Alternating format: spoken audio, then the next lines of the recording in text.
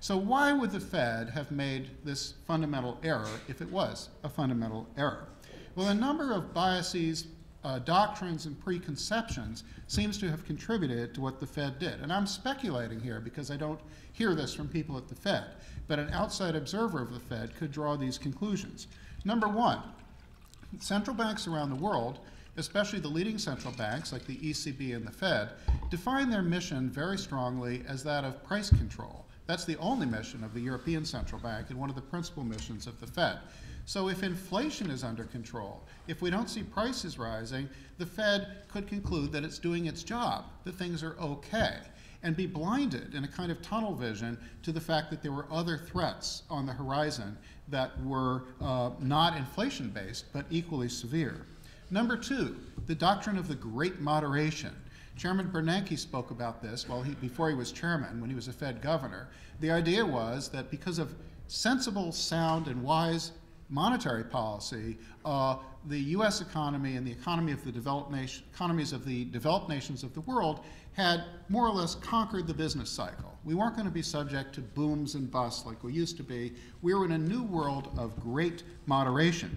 And if we're in a world of great moderation where the business cycle doesn't matter so much, well then we don't need to worry that much about threats to the economy that might be posed by a housing bubble. Number three, doctrine at the Fed was not to pop housing bubbles. Chairman Bernanke, Chairman Greenspan, both gave voice to this. It was based on some historical precedents, actually only 3 examples, but 3 examples suggest we shouldn't pop housing bubbles. Fixed doctrine at the Fed, and because that was the doctrine, we observed a housing bubble, actually any kind of asset bubble, but in this case a housing bubble. The Fed felt that it didn't have to do anything about it because that was its doctrine. Don't pop housing bubbles. Number 4, focus on capital as the bulwark for safety and soundness of banks. This comes out of the Basel guidelines, very reputable, very prestigious, apparently very successful. The idea being that if banks have adequate regulatory capital, they're safe and we don't need to worry too much about their safety and soundness. Well, it turned out that this was a disastrous mistake because all the banks that got into trouble last year had adequate regulatory capital. They all were well capitalized, but many of them ran into trouble nonetheless. And fifth and finally, a problem at the Fed and a problem in many places, both in government and in the private sector, an over-reliance on technical models. The quants who come in with PhDs from MIT and write sophisticated technical models and put them in computers and they spit out very impressive data that can be then used as a basis for action. It's very easy to forget that those models are based on assumptions, premises, which may not be thoroughly investigated. And if those premises or assumptions don't turn out to be true, things will be very different. Not the Fed, but the rating agencies used technical models that assumed that housing prices would not go down. Why wouldn't they go down? Because they never go down. So we don't have to put in our model the possibility that housing prices would go down. What about the executive branch? Well, there was a lot of deference to Chairman Greenspan, who was the greatest at the time, seen as the greatest Fed chairman ever, and I think he was a great Fed chairman. Also, the housing bubble was very popular politically. Hard to question what's going on when you're getting a lot of kudos for it. And remember that President Bush ran for re-election in 2004 on the ownership society platform.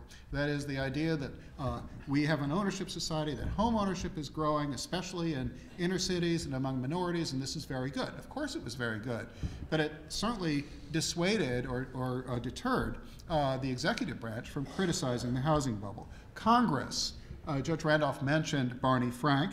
Well, there was a lot of belief in Congress among those on the left that the housing bubble was really good because it was delivering home ownership to persons of limited means, and they were right about that in some respects. Their perception was that the problem was abusive subprime loans, not the subprime loans as a whole.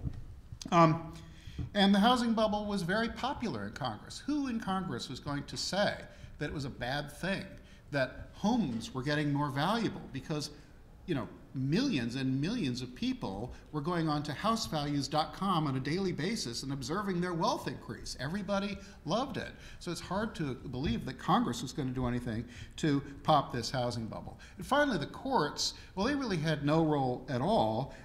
They certainly couldn't have done anything about the housing bubble. It's not their job. So if you look around at the people who could have done something about the problems that resulted in the disaster of last year, nobody was really in a position to do that.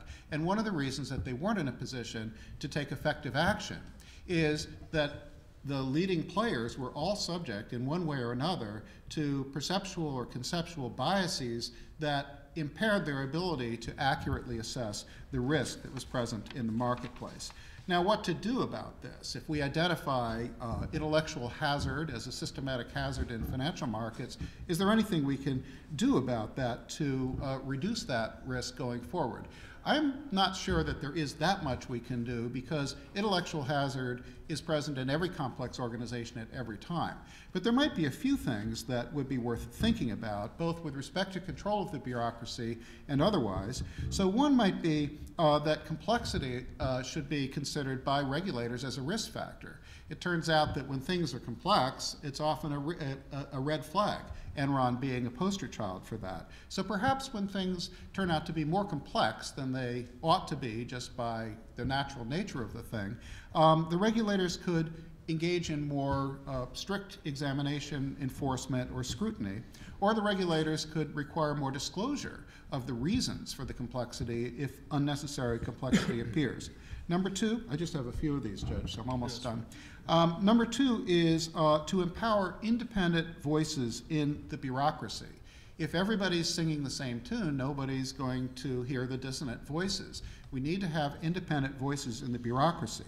I'm reminded of a history I once read about medieval courts in Europe where they actually had people who were known as fools. We remember the fool from King Lear. Well, there were people known as fools. They were actually bureaucrats who were employed by the court. What was their role? Their role was to tell things to the king that no one else dared to tell to the king. Because if anyone else told the king those things, they get their head cut off. But the fool could tell things to the king. So if you wanted to tell something to the king, you went to the fool and say, could you please tell the king that what he's doing is idiotic? Well, we didn't have any fools in our system of regulation. We ought to have independent voices who are empowered to be heard.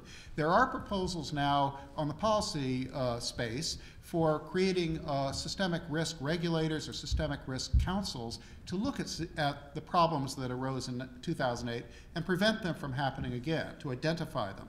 The problem I see with those proposals, both in the United States and in Europe, is that the staffing of those councils or boards is going to be the exact same people who are making policy already. They're not going to be independent. So if we really care about having independent voices heard, we ought to put people on those types of commissions who aren't already committed to a particular policy point of view. Number three, stress tests for models. We have models. We rely on models. Models are good, but they also led us astray in 2008. We do stress tests on banks. Maybe we ought to do stress tests on the models that regulatory agencies, banks, other financial firms use to do their operations, to make sure those models are not poorly designed. We shouldn't have models like the rating agencies had that assume housing prices will never go down. Education, maybe we should focus more on common sense, less on models, less on sophisticated techniques. And finally, governance reforms. I mentioned one. We should have more independent voices out there to counteract the tendency of people to have tunnel vision, groupthink, excessive deference to others, self-interest bias, and all the other kinds of bias that cause intellectual hazard. Now, those aren't very impressive, I admit. It's very hard to think about systematic reforms that could solve this problem of poor analysis of risk in the government and the private sector, but at least I think it's worth venturing down that a little bit in order to think creatively about how to deal with a problem which turns out to be much worse than any of us anticipated 2 years ago. Thank you. Thank you. Thank you.